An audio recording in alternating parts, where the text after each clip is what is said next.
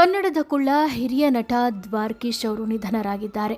81 ವಯಸ್ಸಿನ ನಟ ವಯೋಸಹಜ ಕಾಯಿಲೆಯಿಂದ ಬಳಲ್ತಾ ಇದ್ರು. ನಟರಾಗಿ, ನಿರ್ಮಾಪಕರಾಗಿ ಹಲವಾರು ದಶಕಗಳ ಕಾಲ ಸಿನಿಮಾ ರಂಗದಲ್ಲಿ ಸಕ್ರಿಯರಾಗಿದ್ದರು.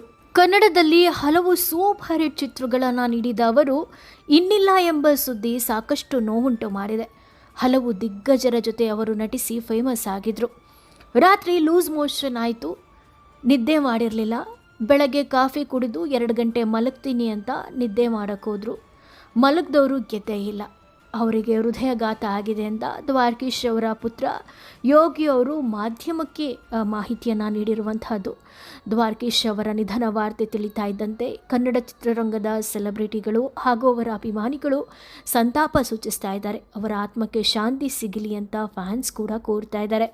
ಆ್ಯಕ್ಚುಲಿ ದ್ವಾರಕೀಶ್ ಅವರು ನಿಧನ ಹೊಂದಿದ್ದಾರೆ ಅಂತ ಈ ಹಿಂದೆ 3-4 ಸಲ ಫೇಕ್ ನ್ಯೂಸ್ನ ಹಬ್ಬಿಸಿದ್ರು. ಖುದ್ದು ದ್ವಾರಕೀಶ್ ಅವರೇ ಬಂದು ನಾನು ಚೆನ್ನಾಗಿದ್ದೀನಿ, ನನಗೇನು ಆಗಿಲ್ಲ ಅಂತ ಹೇಳ್ತಾಯಿದ್ರು. ಈ ಬಾರಿಯೂ ಹಾಗಾದರೆ ಚೆನ್ನಾಗಿರುತ್ತೆ ಅಂತ ಎಲ್ಲೋ ಒಂದು ಕಡೆ ಅನಿಸುತ್ತೆ. ಬಟ್ ಆದರೆ ಖುದ್ದು ಅವ್ರ ಮಗ ಯೋಗೀಶ್ ಅವರೇ ಕನ್ಫರ್ಮ್ ಮಾಡಿರುವಂಥದ್ದು ಅವರ ಸಾವಿನ ಸುದ್ದಿನ. ಅವರ ಆತ್ಮಕ್ಕೆ ಶಾಂತಿ ಸಿಗಲಿ ಅಂತ ನಾವೆಲ್ಲರೂ ಕೂಡ ಹಾರೈಸೋಣ. ಇದಾಯಿತು ಈ ಕ್ಷಣದ ಅಪ್ಡೇಟ್ಸ್. ಧನ್ಯವಾದಗಳು.